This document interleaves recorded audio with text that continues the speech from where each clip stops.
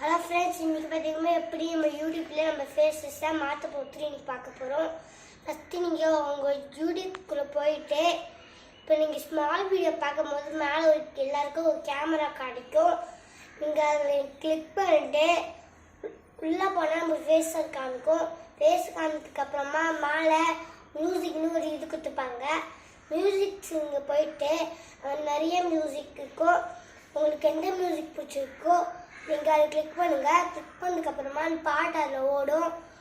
அது நல்லா இருந்ததுன்னா நீங்கள் அந்த ஆரோவுக்கு கிளிக் பண்ணிட்டு வெளியில் வந்ததுக்கப்புறமா உங்கள் ஃபேஸஸை எப்படி மாற்றுறதுன்னா அங்கே ஒன்று இருக்கும்.